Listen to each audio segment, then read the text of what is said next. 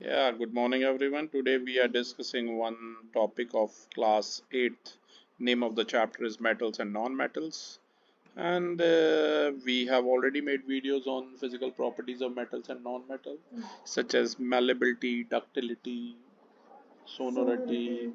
Metals have good high tensile strength, all that we have done. But now we will talk about one by one regarding the chemical properties, right? तो physical properties का मतलब होता है किसी का रंग रूप आकार देख के बताना वो कैसा है। और chemical property when two things will chemically combine together then what they are gonna form. सबसे पहले हम बात करेंगे किसी भी मेटल की when it will react with oxygen then it will form metal oxide. ठीक है, कोई भी मेटल अगर ऑक्सीजन से रिएक्ट करता है तो मेटल ऑक्साइड बनाता है।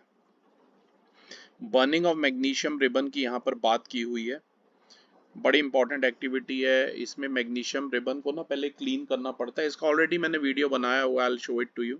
ठीक है, वीडियो ऑलरेडी मैंने बना रखा है जिसमें मैं बर्न करता हूँ इसको, अपने मैग्नीशियम रिबन को। पर इसके ऊपर एक प्रोटेक्टिव लेयर होती है मैग्नीशियम ऑक्साइड की, तो उसे बर्न करने से पहले मैं क्या करता हूँ कि पहले वो प्रोटेक्टिव लेयर हटाता हूँ सैंड पेपर से। With the help of sandpaper we remove that protective layer and whenever it burn vigorously with a white dazzling flame। White colour की रोशनी निकलती है, बिल्कुल डेजलिंग मतलब आंखें चुंधिया देने वाली रोशनी निकलती है। ठीक है, तो मैग्नीशियम जो है एक मेटल है जो बेसिक ऑक्साइड बनाएगा। आपको ये बात ध्यान में रखनी है। ठीक है, और उस बेसिक ऑक्साइड का नाम क्या होगा? मैग्नीशियम ऑक्साइड होगा। ठीक है, आप इसकी ये जो रिएक्शन है, ये वीडियो भी आप देख सकते हैं, मैंने अपने चैनल में ही साइंस एक्सपेरिमेंट करके एक प्लेलिस्ट है उसमें ये डाल रखे हैं। ठीक है, Mg प्लस O2 MgO देता है। सबसे बेसिक क्वेश्चन आता है कि MgO बना कैसे। आप साथ साथ अपनी बुक में ही कर सकते हैं। ठीक है, सिंबल वैलेंसी आपको पता है, मैग्नीशियम का वैलेंसी है 2+ क्योंकि मैग्नीशियम का एटॉमिक नंबर है 12। ऑक्सीजन की वैलेंसी है 2-। ठीक है, ये 2 और 2 कैंसिल हो जाएगा। थैंक यू आंटी, नमस्कार। ये 2 और 2 कैंसिल हो जाएगा और ये यहाँ पर हमारा क्या बन जाएगा? Mg1O1। It would be Mg1O1 और सिंपली इसे क्या बोलेंगे? MgO बोलेंगे, यानी कि मैग्नीशियम ऑक्साइड बोलेंगे। ठीक है, सो Mg प्लस O2 बेटा क्या बनाएगा? MgO बनाएगा। आप देख सकते हैं अभी बैलेंसिंग इन्होंने नहीं की है, जब हम आपको बैलेंसिंग सिखाएंगे तो मैं ये बैलेंस करना भी बता दूंगा। ठीक है, जैसे कि मैग्नीशियम के 2 एटम है, ऑक्सीजन के भी 2 हैं, या 2 MgO आ जाएगा। तो बैलेंस भी आप चाहें तो इक्वेशन को कर सकते हैं, पर ये आप मेनली 10th क्लास में सीखेंगे बैलेंसिंग कैसे करनी है। मैं चाहूंगा साथ साथ आप अपनी बुक में ही गनीम ये फॉर्मूले लिखते रहें कि MgO कैसे बना। ऐसे यही मैग्नीशियम मेटल ऑक्साइड जब वाटर से करता है तो क्या बनाता है? मेटल हाइड्रोक्साइड बनाता है। इसका नाम है मैग्नीशियम हाइड्रोक्साइड, ये एक बेस है। अब क्वेश्चन आता है ये मैग्नीशियम हाइड्रोक्साइड कैसे बना? मैग्नीशियम की जो वैलेंसी है 2+ है और हाइड्रोक्साइड में हमारे पास OH है जिसकी वैलेंसी 1- है। तो अगर आप इसे रिएक्ट कराएंगे तो ये बन जाएगा Mg bracket OH whole twice, यानी कि मैग्नीशियम हाइड्रोक्साइड। ठीक है, तो आप इन दो रिएक्शन, वैसे तो एग्जाम्पल तो एंडलेस हो सकते हैं, जैसे कि एग्जाम्पल और भी आप अपनी बुक में चाहें तो लिख सकते हैं कि एल्यूमिनियम Al प्लस O2 ये बनाएगा Al2O3, एल्यूमिनियम ऑक्साइड बनाएगा। ठीक है, सोडियम Na प्लस O2 क्या बनाएगा? Na2O। तो ये इसकी केमिकल प्रॉपर्टी में आ जाता है कि कोई भी मेटल अगर ऑक्सीजन के साथ रिएक्ट करता है तो क्या बनाता है? मेटल ऑक्साइड बनाता है। अब आपके मन में क्वेश्चन आएगा, सर ये Na2O कैसे बना? तो आपको पता होना चाहिए सोडियम का एटॉमिक नंबर है 11, electronic configuration is 281, valence electron 1, तो वैलेंसी भी हो गई 1।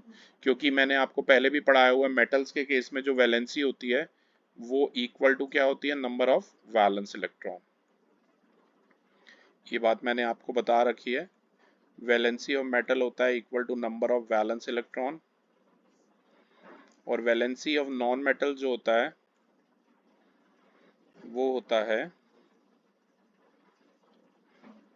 8- नंबर ऑफ वैलेंस इलेक्ट्रॉन। ये बात आपको ध्यान में रखनी है।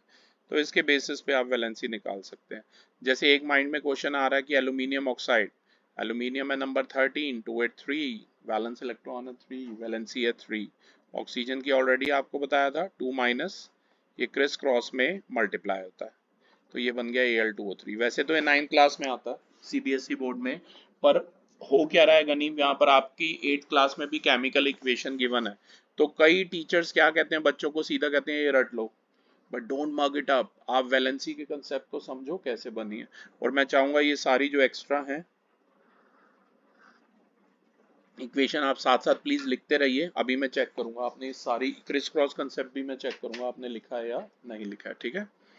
तो मैग्नीशियम हाइड्रोक्साइड जो है एक बेस है, और आपको पता है बेसिक सब्सटेंस क्या करते हैं, रेड लिटमस को ब्लू कर देते हैं, ठीक है। Similarly sodium is a metal, वो भी एक बेसिक ऑक्साइड बना रहा है, मैंने बताया ना इसका नाम है sodium oxide Na2O। Please note करते रहिए, जो मैं यहाँ एक्स्ट्रा लिख रहा हूँ वो नोट करते रहिए। लखमीर सिंह आपके पास भी है, ये बुक है लखमीर सिंह 8th क्लास की, तो ये आ गया एल्यूमिनियम ऑक्साइड, ठीक है। तो ये सोडियम ऑक्साइड बना रहा है, सोडियम ऑक्साइड क्या करेगा, रेड लिटमस को ब्लू कर देगा, मॉइस्ट होना चाहिए थोड़ा सा। आपको ये बात भी नोट करनी है कि अगर आप चाहते हैं कि मेटल ऑक्सीजन या एयर से रिएक्ट करे, तो आपको उसे एयर की प्रेजेंस में बर्न करना पड़ेगा। एयर की प्रेजेंस में बर्न करने का मतलब ही यही है, उसकी O2 के साथ आपने रिएक्शन करानी है। It is the oxygen which is present in the air which combines with the metal on burning to form metal oxide। Metal oxygen के साथ ही रिएक्ट करके मेटल ऑक्साइड बनाता है। अब हम बात करेंगे आयरन मेटल की रिएक्शन की ऑक्सीजन ऑफ एयर के साथ, ठीक है ना। आपने रस्टिंग के बारे में पहले ही पढ़ा। A brown flaky substance comes on the surface of the iron, एक ब्राउन फ्लेकी सब्सटेंस आयरन के सरफेस के ऊपर आ जाता है, वही रस्ट होता है, ठीक है। रस्टिंग के दौरान क्या होता है, आयरन मेटल स्लोली कंबाइन करता है ऑक्सीजन के साथ जो एयर में प्रेजेंट है, वाटर की प्रेजेंस में, और कंपाउंड बनता है आयरन ऑक्साइड। क्या बनता है, आयरन ऑक्साइड। ये उसकी इक्वेशन दे रखी है। ये इक्वेशन है ना, कई बार ऐसे भी हो जाती है, Fe plus O2 plus X molecules of water मिल के बनाते हैं Fe2O3 dot X molecules of water. Note करते रहिए साथ साथ, ठीक है। इसी को हम क्या कहते हैं, हाइड्रेटेड फेरिक ऑक्साइड भी कहते हैं। क्या कहते हैं, और या आम भाषा में हम इसे रस्ट भी कहते हैं, ठीक है, ये बात ध्यान रखना। तो ये बर्निंग ऑफ मैग्नीशियम रिबन की बात की, कोई भी ऐसे एलिमेंट की, कोई भी मेटल है अगर रिएक्ट करके क्या बना सकता है, मेटल ऑक्साइड बना सकता है। देखिए आयरन ऑक्साइड जो होता है यानी जो रस्ट होता है वो बेसिक होता है नेचर में। इसके लिए आपको क्या लेना है, कहीं भी आयरन पर रस्ट लगा हुआ है तो उसका एक सैंपल आपने कलेक्ट करके टेस्ट ट्यूब में लेना है, उसमें थोड़ा सा पानी ऐड करके उसे अच्छे से शेक करना है, तो आपको एक सस्पेंशन मिल जाएगा आयरन ऑक्साइड का। सस्पेंशन क्या होता है, जिसमें पार्टिकल सस्पेंडेड रहते हैं। ये जो जंग लगा हुआ लोहा है, मतलब हाइड्रेटेड फेरिक ऑक्साइड है या रस्ट है, इसका पानी में सॉल्यूशन बनाएंगे तो आप उस रस्ट को पानी में थोड़ा तैरते हुए भी देखेंगे। then finally it will settle up at the bottom being its density is higher than that of water। तो ये जो सस्पेंशन है आयरन ऑक्साइड का, इसे आपने फिर ट्रीट कराना है ब्लू लिटमस पेपर के साथ एक बार और रेड लिटमस पेपर के साथ एक साथ। आप देखेंगे ब्लू लिटमस पेपर पे तो इसका कोई इफेक्ट नहीं पड़ेगा, पर रेड लिटमस पेपर जो है वो ब्लू हो जाएगा। इससे पता चलता है कि ये जो आयरन ऑक्साइड है या सस्पेंशन है ये बेसिक है नेचर में। इसके लिए आपको लिटमस पेपर अरेंज करना पड़ेगा, ठीक है, ये बात आपको ध्यान में रखनी है। इस एक्टिविटी से हमें ये पता लग जाता है कि रस्ट हमारा क्या है, बेसिक है नेचर में। अब हम बात करेंगे कॉपर की रिएक्शन की मॉइस्ट एयर के साथ। जब भी आप कॉपर ऑब्जेक्ट को एक्सपोज करेंगे मॉइस्ट एयर में, मॉइस्ट एयर मतलब एयर जिसमें वाटर मॉलिक्यूल प्रेजेंट हो, ठीक है, लॉन्ग टाइम के लिए, तो जो कॉपर ऑक्साइड है वो वाटर के साथ रिएक्ट करेगा, CO2 और ऑक्सीजन के साथ रिएक्ट करेगा जो कि मॉइस्ट एयर में प्रेजेंट है, और एक ग्रीन कलर की कोटिंग आ जाएगी। अंडरलाइन कर लीजिए बेटा, प्लीज ध्यान दीजिए, ग्रीन कलर की कोटिंग आ जाएगी। किसकी, वो जो कोटिंग होगी वो एक मिक्सचर होगा, किसका, कॉपर हाइड्रोक्साइड का और कॉपर कार्बोनेट का। अब क्वेश्चन पहला मेरे माइंड में आता है, ये कॉपर हाइड्रोक्साइड कैसे बना। देखो ये है क्यूप्रिक हाइड्रोक्साइड, इसका नाम। कॉपर में दो होते हैं, क्यूप्रस और क्यूप्रिक, ये है क्यूप्रिक हाइड्रोक्साइड।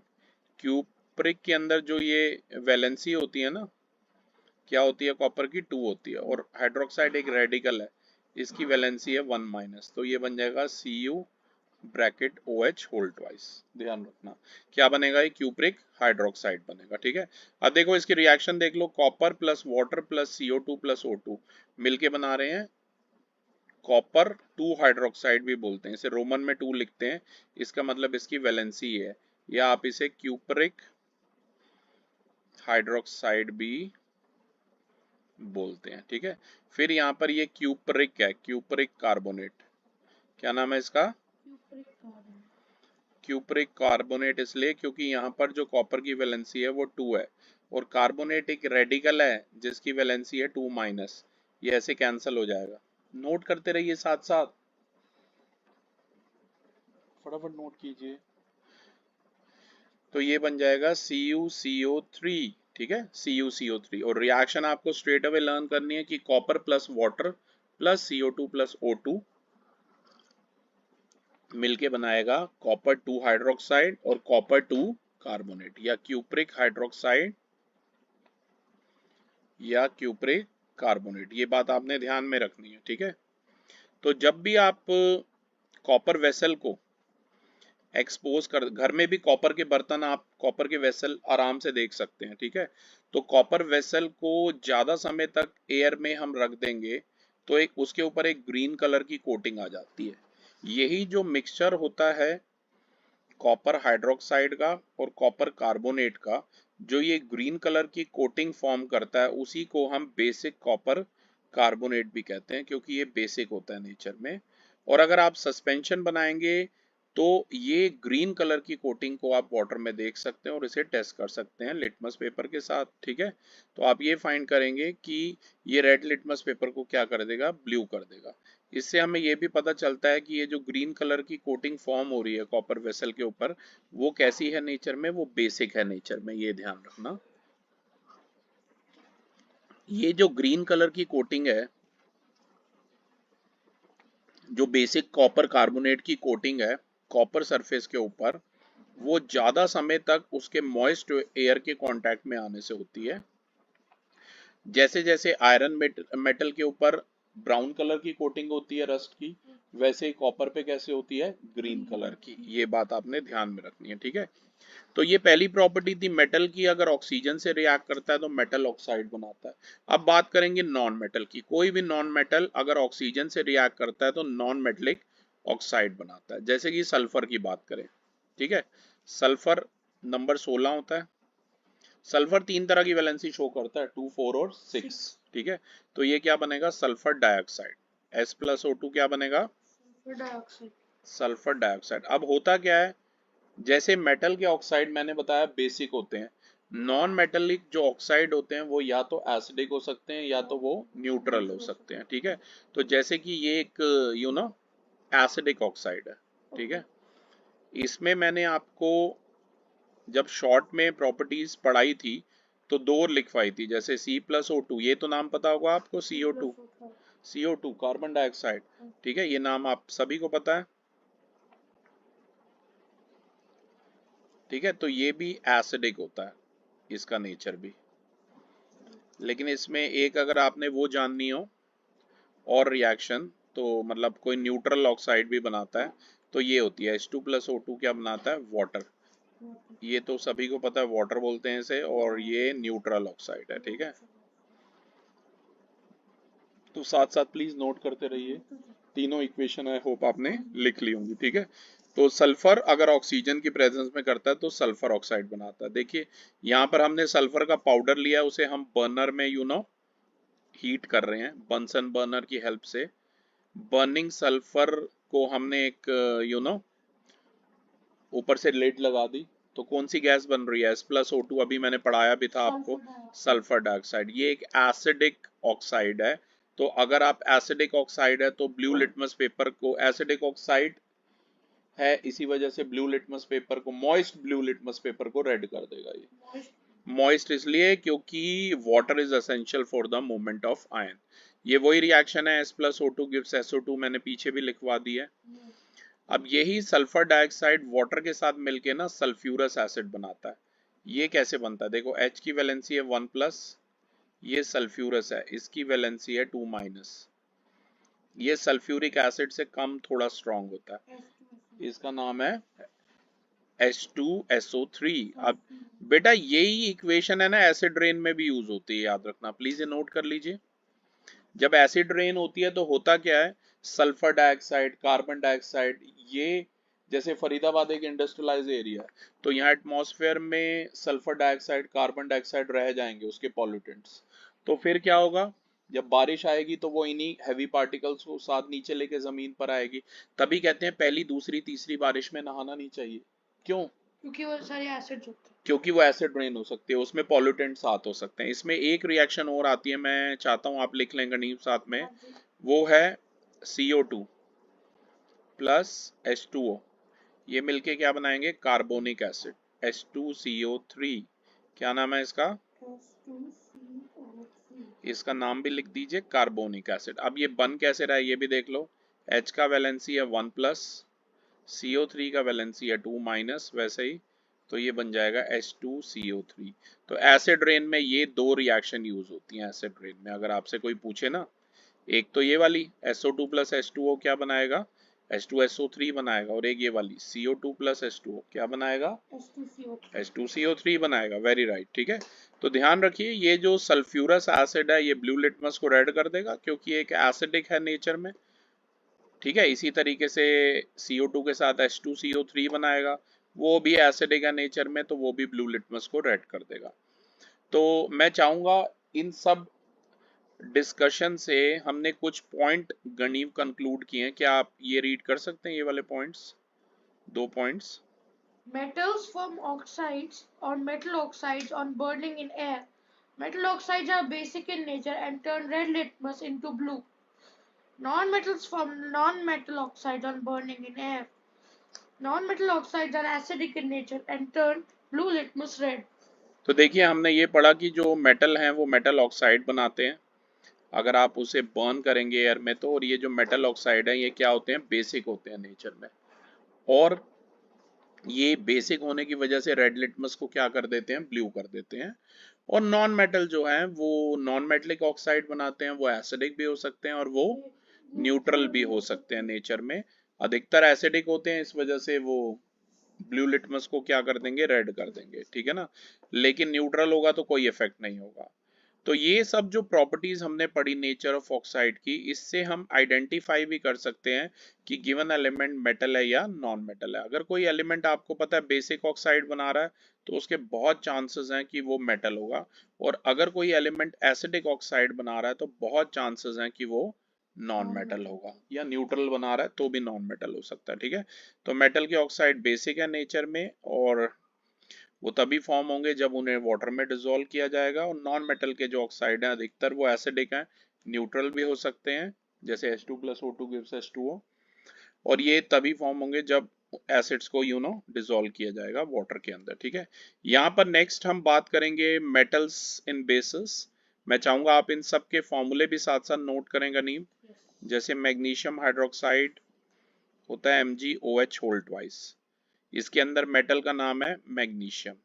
कैल्शियम हाइड्रोक्साइड होता है Ca bracket OH whole twice, ठीक है, इसके अंदर मेटल का नाम है कैल्शियम। सोडियम हाइड्रोक्साइड ये होता है NaOH, हाँ इसका कॉमन नेम बता दो, caustic soda. Very good, caustic soda इसका कॉमन नेम है, ठीक है। ऐसे पोटेशियम हाइड्रोक्साइड KOH, ये एक स्ट्रॉन्ग बेस है, इसका कॉमन नेम बता दो, कॉस्टिक पोटाश। क्या है कॉमन नेम, कॉस्टिक पोटाश। साथ साथ नोट करते रहिए प्लीज। और इनके अंदर जो एलिमेंट है इसमें सोडियम और इसमें पोटेशियम है। ऐसे सल्फ्यूरस एसिड अभी अभी मैंने आपको बताया H2SO3 है सल्फ्यूरस एसिड, इसमें सल्फर होता है। सल्फ्यूरिक एसिड ये एक स्ट्रॉन्ग एसिड है, एक मिनरल एसिड है, H2SO4, इसमें भी मेटल, नॉन मेटल का नाम है सल्फर। नाइट्रिक एसिड ये तो सबसे स्ट्रॉन्ग है भाई, HNO3, ठीक है, सबसे strong mineral acid nitric acid, इसके अंदर नाइट्रोजन होता है। और कार्बोनिक एसिड ये एक वीक एसिड है, H2CO3, इसके अंदर कार्बन नॉन मेटल होता है। तो आई होप पहला पॉइंट तो क्लियर है आपको, मेटल ऑक्सीजन से मिलकर मेटल ऑक्साइड बनाते हैं जो बेसिक होते हैं नेचर में, और नॉन मेटल ऑक्सीजन से मिलके एसिडिक या न्यूट्रल ऑक्साइड बना सकते हैं, जो कि नेचर जिनका एसिडिक या न्यूट्रल होता है, राइट। अब बात करेंगे रिएक्शन विद वाटर। क्या होगा अगर किसी भी मेटल की हम वाटर से रिएक्ट कराएंगे। देखिए, किसी भी मेटल की आप वाटर से रिएक्शन कराओगे तो बनेगा मेटल हाइड्रोक्साइड, ठीक है। इसे आप ऐसे भी लिख सकते हो, मेटल M है, इसकी वाटर से कराएंगे तो मेटल हाइड्रोक्साइड, डिपेंड करेगा उसकी वैलेंसी क्या है, प्लस में हाइड्रोजन गैस जो है वो रिलीज होगी, ठीक है। जो इंटेंसिटी होती है मेटल की रिएक्शन वाटर के साथ, वो उसकी केमिकल रिएक्टिविटी पे डिपेंड करेगा कि वो मेटल ज्यादा केमिकली रिएक्टिव है वाटर से, हाइड्रोजन से या नहीं। इसके लिए आप लखमीर सिंह में ही ये मैं रिएक्टिविटी सीरीज से आपको समझा सकता हूँ। रिएक्टिविटी सीरीज होती क्या है Ganeem? It is the vertical arrangement of elements in decreasing order of their activities या रिएक्टिविटीज, ठीक है, कि ऊपर से नीचे के क्रम में मेटल्स को अरेंज किया गया है डिक्रीजिंग ऑर्डर में। मतलब जो टॉप वाले मेटल हैं ये ज्यादा रिएक्टिव हैं, बीच वाले मॉडरेटली रिएक्टिव हैं, ठीक है, ये वाले मॉडरेटली रिएक्टिव हैं, और जो लास्ट में है वो क्या है, वो लीस्ट रिएक्टिव है। ये बात आपको ध्यान में रखनी है, ठीक है, ये वाले लीस्ट रिएक्टिव है, ये बात आप ध्यान में रखिएगा। देखिए, इसके लिए मैंने बेटा एक हिंट भी बनाया, केदारनाथ का माली आलू जरा से फीके पकाता, जरा से फीके भी आए, जरा फीके से पकाता है क्यों, जरा फीके से पकाता है क्यों, हम आएंगे आज पकाने। ये मैंने आपकी बुक में लिखा हुआ हिंट अगर आप देखेंगे तो। केदार फॉर के यानी पोटेशियम, नाथ फॉर Na यानी कि सोडियम, का से कैल्शियम, डोंट राइट के ए का here, you have to write down Ca का हेयर, ठीक है। माली मैग्नीशियम, ये नहीं कि सर मैंने उस पिक्चर हिंदी मूवी के पोस्टर में देखा था कि का ऐसे लिखा हुआ था, ऐसे नहीं, राइट। माली, आलू से एल्यूमिनियम, जरा से जिंक, फीके से आयरन, से से यानी टिन Sn, पकाता से लेड, पकाता फीके से पकाता है से हाइड्रोजन, क्यों से कॉपर, हम से मरकरी, हम आएंगे सिल्वर, आज गोल्ड, गोल्ड इज Au, और पकाने यानी प्लेटिनम लेड, ठीक है। तो भैया अगर कोई मेटल ज्यादा रिएक्टिव होगा हाइड्रोजन से तभी वो उसको डिस्प्लेस कर पाएगा, ये बात ध्यान रखना। जैसे कि सोडियम, केदारनाथ, नाथ नाथ तो बहुत ऊपर आ रहा है, मतलब सोडियम हाइड्रोजन से ज्यादा रिएक्टिव है, तो Na का जो वैलेंसी है गनीम वो है 1+, और OH का वैलेंसी कितना है 1-, तो ये क्या बन जाएगा, सोडियम हाइड्रोक्साइड बन जाएगा, और इसका कॉमन नेम है कॉस्टिक सोडा। मैंने आपको बताया था केमिस्ट्री में दो नाम होते हैं बेटा, एक होता है कॉमन नेम जो आम भाषा में प्रयोग किया जाता है, और एक होता है IUPAC नेम, ये IUPAC नेम है इसका, ये वाला, ये IUPAC नेम है सोडियम हाइड्रोक्साइड, ठीक है। अभी बैलेंसिंग आपको नहीं करनी है 8th क्लास में, No. करनी भी हो तो कोई बहुत बड़ी बात नहीं होती, बस number of atom reactant side पे और प्रोडक्ट साइड पे सेम है। करने वाले बच्चे डायरेक्ट कर लेते हैं, जैसे Na यहाँ 1 है, यहाँ 1 है, यहाँ हाइड्रोजन देखो एक ये और दो 3 है, तो इसे 4 बनाते हैं, तो यहाँ 2 आगे ले आओ और यहाँ 2 ले आओ, और यहाँ सोडियम भी फिर 2 हो गया, ये बैलेंस हो गई, देखो 2 to the 4, हाइड्रोजन 2 और 2 4, ठीक है। तो बैलेंसिंग के बारे में अलग से भी मैंने वीडियोस में बात कर रखी है। अब देखिए, कई मेटल तो विग्रसली रिएक्ट करते हैं कोल्ड वाटर के साथ, कई मेटल हॉट वाटर के साथ करते हैं रिएक्ट, कई स्टीम के साथ करते हैं। जैसे आयरन की बात करूं बेटा, आयरन ना तो ठंडे पानी से रिएक्ट करता है ना ही गर्म पानी से करता है, तो याद रखो आयरन सिर्फ स्टीम से करता है। स्टीम का मतलब ये बड़ी इंपॉर्टेंट रिएक्शन है 10th क्लास में भी, अच्छा, नोट कर लीजिए please. yes. Fe plus H2O gaseous, ये बनाएगा Fe3O4 plus hydrogen gas release होगी। ये जो Fe3O4 है इसका नाम है फेरिक ऑक्साइड, या इसे मैग्नेटाइट भी कहते हैं, चुंबक, ठीक है, मैग्नेटाइट भी कहा जाता है। अब ये बनता कैसे है, बच्चे अक्सर पूछते हैं। ये फेरस ऑक्साइड और फेरिक ऑक्साइड को जब हम मिलाते हैं तो ये बनता है Fe3O4 यानी कि फेरोफेरिक ऑक्साइड, ध्यान रखना। आयरन के बारे में याद रखना, ना वो ठंडे पानी से करता है ना गर्म पानी से, ये बस किससे करता है, स्टीम से करता है, ठीक है। कई जो मेटल हैं जो मॉडरेटली रिएक्टिव है, जिंक और आयरन मैंने बताया ना, ये स्लोली रिएक्ट करते हैं स्टीम के साथ भी। कॉपर, सिल्वर और गोल्ड ये तो रिएक्टिविटी सीरीज में बॉटम में थे, तो इस वजह से ये पानी के साथ रिएक्ट ही नहीं करते, ना ही ये स्टीम से रिएक्ट करते हैं, तभी तो इनकी ज्वेलरी बनती है, लॉन्ग टाइम तक चलती है। सोडियम का मैंने कल भी आपको बताया था, विग्रसली रिएक्ट करता है वाटर के साथ, ठीक है, बताया था ना, पानी में आग लगा के, ठीक है। सोडियम जो है काफी विग्रसली रिएक्ट करता है, ठीक है, ये बात ध्यान रखना।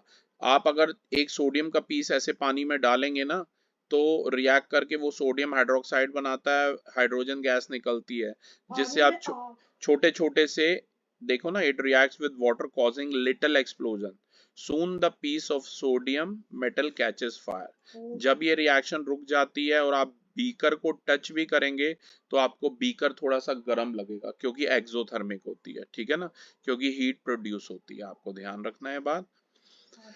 और अगर आप रेड लिटमस पेपर के साथ इसकी रिएक्शन कराएंगे, तो रेड लिटमस पेपर कैसा हो जाएगा, ब्लू हो जाएगा, क्योंकि सोडियम हाइड्रोक्साइड बन रहा है जो कि एक स्ट्रॉन्ग बेस है। इससे हमें पता चलता है कि जो सॉल्यूशन फॉर्म हो रहा है रिएक्शन ऑफ सोडियम और वाटर से, जो बेसिक है नेचर में, इन ऑब्जर्वेशन को हम एक्सप्लेन भी कर सकते हैं कि सोडियम वाटर के साथ मिलके NaOH और H2 बनाता है, काफी सारी हीट प्रोड्यूस होती है, और यही हीट जो है बर्न कर देती है हाइड्रोजन गैस को और सोडियम मेटल को। ये जो बर्निंग हो रही है हाइड्रोजन गैस की, इसकी वजह से लिटिल एक्सप्लोजन होते हैं, और जो फॉर्मेशन होता है NaOH का, वही सॉल्यूशन को बेसिक बनाता है। ये बात आपने ध्यान में रखनी है, ठीक है। सोडियम एक काफी ज्यादा रिएक्टिव मेटल है, मैंने पहले भी आपको बताया, ये रिएक्ट करेगा मॉइस्चर के साथ, ऑक्सीजन के साथ, बाकी गैसेस के साथ, और सोडियम मेटल को हम एयर में एक्सपोज करा देते हैं। तो आपको ये बात ध्यान रखनी है, वेरियस कंपोनेंट में जो एयर के होते हैं वो स्पॉइल हो जाते हैं, ठीक है, ये बात ध्यान रखना। और नॉन मेटल जो है वो पानी के साथ रिएक्ट ही नहीं करते हैं, आपको ये बात भी पता होनी चाहिए। मतलब सल्फर की वाटर से कराओगे तो नो रिएक्शन, ठीक है, फ्लोरीन की वाटर से कराओगे नो रिएक्शन। आप चाहो तो लिख भी सकते हो ऐसे, सल्फर प्लस, नोट कर लीजिए प्लीज, क्योंकि भाई ये हाइड्रोजन से लीस्ट रिएक्टिव है ना नॉन मेटल, इसी वजह से, ठीक है। सल्फर भी नहीं करेगा, फ्लोरीन F नंबर 9 कोई रिएक्शन नहीं करेगा, ठीक है। अब इसके बाद बात करेंगे हम इसका नेक्स्ट थर्ड पॉइंट, कि एसिड के साथ ये सॉल्ट बनाता है मेटल रिएक्ट करके। अब ये सॉल्ट मेटल क्लोराइड भी हो सकता है, मेटल सल्फेट भी हो सकता है, मेटल नाइट्रेट भी हो सकता है, ठीक है। सिर्फ जो लेस रिएक्टिव मेटल हैं जैसे कि कॉपर, सिल्वर और गोल्ड या प्लेटिनम, ये डाइल्यूट एसिड के साथ रिएक्ट नहीं करते।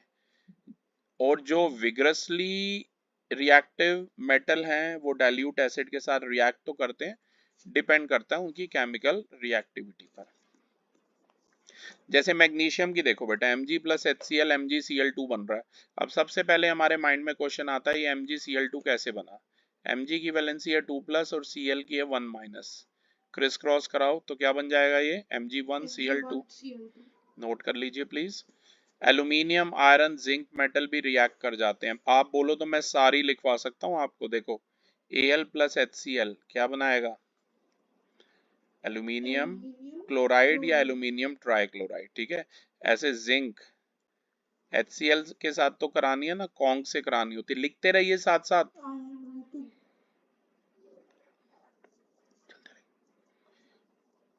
Zn प्लस HCl क्या बनाएगा, ZnCl2 बनाएगा। जिंक क्लोराइड एक्वस स्टेट में है और हाइड्रोजन गैस जो है इवॉल्व होगी, ठीक है, किसी की भी आप बता सकते हो। कॉपर, सिल्वर, गोल्ड वो हाइड्रोजन से लीस्ट रिएक्टिव है, इसलिए वो नहीं करेंगे रिएक्ट, ठीक है।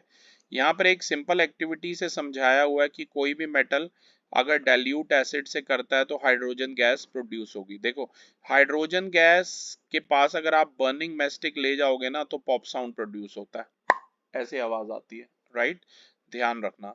इसके लिए भी मैंने वीडियोस बना रखी हैं, आप देख सकते हैं। अगर आप कोई भी लाइटेड मैस्टिक ले जाओगे एल्यूमिनियम Al प्लस HCl, तो वही पॉप साउंड प्रोड्यूस होगा, ठीक है। पॉप साउंड प्रोड्यूस हो रहा है तो ये इसका एग्जाम्पल है, किसका, कि हाइड्रोजन गैस वहां पर प्रोड्यूस हो रही है। ठीक है, ये बात ध्यान में रखना। और इसके अलावा एक चीज और होती है, हाइड्रोजन गैस को अगर हम वाटर में से पास कराते हैं ना तो बबल्स प्रोड्यूस होते हैं, क्योंकि हाइड्रोजन गैस पानी से और एयर से हल्की होती है, इस वजह से वो ऊपर की तरफ उठती है और लगातार बबल्स प्रोड्यूस होते हैं। कॉपर मेटल मैंने पहले ही बताया रिएक्ट नहीं करेगा डाइल्यूट सल्फ्यूरिक एसिड के साथ, क्योंकि ये रिएक्ट करता है हॉट कॉन्क H2SO4 के साथ। देखो कॉपर, ये रिएक्शन है, नोट कर लीजिए प्लीज, मेरे साथ साथ नोट कीजिए, क्योंकि अभी मैं आगे बढ़ जाऊंगा फिर आप देखते रह जाओगे। Cu प्लस ये CuSO4 बनेगा, ठीक है, और H2 बनेगा। CuSO4 बना कैसे है, क्यूप्रिक है, कॉपर की वैलेंसी भी 2 है और SO4 की कितनी है 2 माइनस, तो ये क्या बन गया CuSO4 बन गया। ये जो रिएक्शन होती है मेटल की एसिड के साथ, ये काफी इंपॉर्टेंट होती है। देखो बहुत सारे फूड स्टफ हैं, जैसे कि सिट्रस फ्रूट जो रस देते हैं, ऐसे फ्रूट्स जैसे कि पिकल्स, अचार, चटनी, कर्ड, दही, ये सब भी एसिड कंटेन करते हैं। जब ये ऐसे फूड स्टफ जो एसिड कंटेन करते हैं, इन्हें आप आयरन, एल्यूमिनियम या कॉपर के कंटेनर्स में रखोगे तो उनके साथ ये रिएक्शन करके पॉइजनस सॉल्ट भी बना सकते हैं, और अगर आप उसे खाओगे तो बीमार भी हो सकते हो, फूड पॉइजनिंग हो सकती है। तभी ध्यान रखना है कि ऐसी चीजें, अचार, दही, इन सबको ना मेटलिक कंटेनर में कम से कम रखना होता है, ठीक है, ताकि हमें फूड पॉइजनिंग ना हो। आयरन, एल्यूमिनियम और कॉपर कंटेनर जो हैं, इन्हें हमें एसिडिक फूड्स जैसे कि सिट्रस फ्रूट जूस, पिकल, चटनी, कर्ड, इन सब में मतलब नहीं रखना होता है, ठीक है। जैसे आप लेमन पिकल को, लेमन मतलब नींबू का जो अचार है, उसे आप एल्यूमिनियम के वेसल में बिल्कुल मत रखिए, क्योंकि लेमन के अंदर जो एसिड प्रेजेंट है वो एल्यूमिनियम मेटल के साथ रिएक्ट करके टॉक्सिक सॉल्ट बनाएगा, जिसे अगर आप खा लेंगे तो आपकी फूड पॉइजनिंग भी हो सकती है। और नॉन मेटल्स की बात करें जैसे सल्फर की, तो ये वही HCl या H2SO4 के साथ कोई रिएक्शन नहीं करते हैं, ध्यान रखना, ठीक है। ऐसे ही सल्फर सल्फ्यूरिक एसिड के साथ भी। और ऐसा क्यों नहीं करते, क्योंकि सल्फर लीस्ट रिएक्टिव है, सिंपल सी बात है, हाइड्रोजन से, तो वो कैसे उसको डिस्प्लेस करेगा, कर ही नहीं पाएगा, ठीक है। इसके बाद बात करेंगे रिएक्शन, ये लिखिए दोनों जल्दी से, रिएक्शन विद बेसिस की। मेटल जो है अगर बेस बेस यानी कि सोडियम हाइड्रोक्साइड से करेगा तो सॉल्ट बनाएगा, जैसे ये एक सॉल्ट है sodium aluminate, NaOH plus Al बनाएगा NaAlO2 sodium aluminate plus hydrogen. इसमें मेरे पास एक और भी है, जिंक प्लस सोडियम हाइड्रोक्साइड, क्या एक बेस है, एक्वस फॉर्म में मैं ले रहा हूँ, सॉलिड डिजोल्व्ड इन वाटर, ठीक है। तो ये क्या बनाएगा बेटा, ये बनाएगा Na2ZnO2, प्लीज ये बड़ी इंपॉर्टेंट है, लिख लीजिए, ये दोनों एक्वस है, ये भी एक्वस है AQ डॉट और ये भी एक्वस है यहाँ पर, ठीक है, सॉल्ट है तो एक्वस ही होगा, ठीक है। इसका नाम है सोडियम Na2ZnO2 सोडियम जिंकेट। तो ये वाली दो आप इसमें लर्न कर सकते हैं, ठीक है। और हाइड्रोजन गैस निकल रही है, मतलब एक बर्निंग मैस्टिक को इसके पास ले जाओगे तो पॉप साउंड प्रोड्यूस होगा, ये बात ध्यान रखना। जिंक मेटल भी रिएक्ट करता है, ये मैंने ऊपर ही बताया, सोडियम हाइड्रोक्साइड के साथ, और हाइड्रोजन गैस निकलती है। तो एल्यूमिनियम और जिंक जो हैं, ये सबसे दो कॉमन मेटल हैं जो बेसिस के साथ रिएक्ट करते हैं और हाइड्रोजन गैस प्रोड्यूस करते हैं। हम ये भी कह सकते हैं कई मेटल रिएक्ट करते हैं सोडियम हाइड्रोक्साइड के साथ और हाइड्रोजन गैस प्रोड्यूस करते हैं, और ये जो मेटल है ये बेसिस के साथ रिएक्ट करते हैं, ठीक है। कई जो नॉन मेटल हैं वो भी बेसिस के साथ रिएक्ट करते हैं, पर उन केसेस में हाइड्रोजन गैस प्रोड्यूस नहीं होती, और इनकी जो रिएक्शन होती है कॉम्प्लेक्स होती है, वो आप हायर क्लासेस में पढ़ेंगे। रिएक्टिविटी सीरीज ऑलरेडी मैंने आपको बता दी है, vertical arrangement of metals in order of their decreasing reactivities, Kedarnath कमाली हिंट से आप इसे इजीली लर्न कर सकते हैं। इसके बाद बात करेंगे डिस्प्लेसमेंट रिएक्शन। ये भी देखो होता क्या है डिस्प्लेसमेंट रिएक्शन में, होता ऐसे है कि A कोई मेटल है, यहाँ किसी कंपाउंड में B मेटल है और C नॉन मेटल है, साथ साथ लिखिए फटाफट।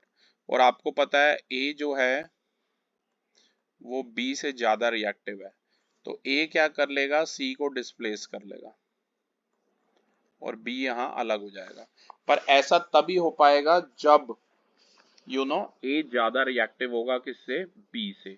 यहाँ पर जैसे Fe प्लस CuSO4 ऊपर रिएक्टिविटी सीरीज में देखो, क्या आयरन कॉपर से ज्यादा रिएक्टिव है? केदारनाथ का माली आलू जरा फीके, फीके ऊपर आ रहा है और कॉपर नीचे आ रहा है, तो आयरन जो है कॉपर से ज्यादा रिएक्टिव है, तो ये क्या करेगा, आयरन कॉपर को डिस्प्लेस कर लेगा और आयरन सल्फेट ये फेरस सल्फेट बनाएगा जो कि ग्रीन कलर का है। नाम लिखते रहिए, इसका नाम है फेरस सल्फेट। बना कैसे,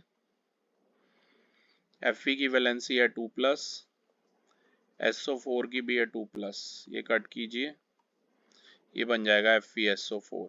अब इसमें कोई टीचर ब्लफ करके अगर ऐसे पूछता है आपसे कि क्या होगा अगर कॉपर FeSO4 के साथ रिएक्शन करा देंगे हम, तो ये सब 10 क्लास में आनी है, तो अभी अच्छे से समझ लो क्या होगा, नोट कीजिए।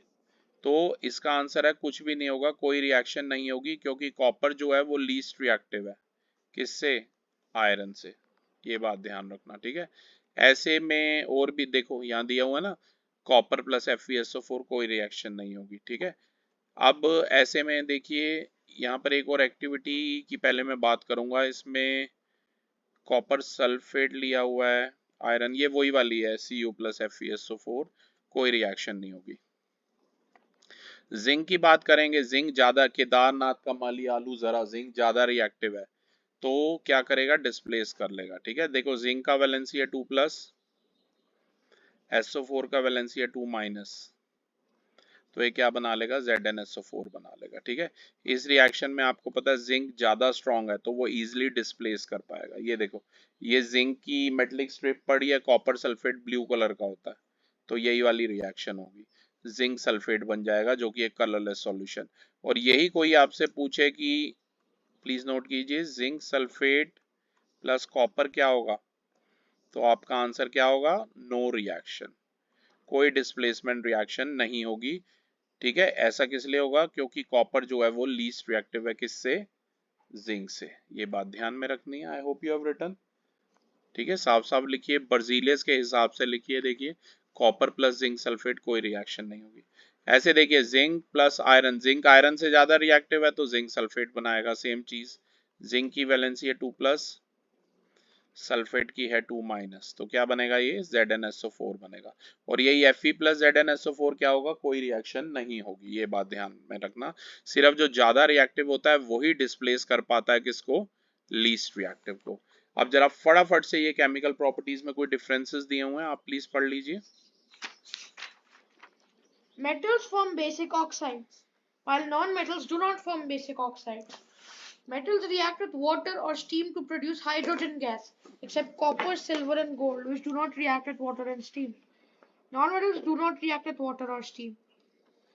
Hydrogen reacts, Metal reacts with dilute acid to produce hydrogen gas, except copper, silver, and gold, which do not react with dilute acids.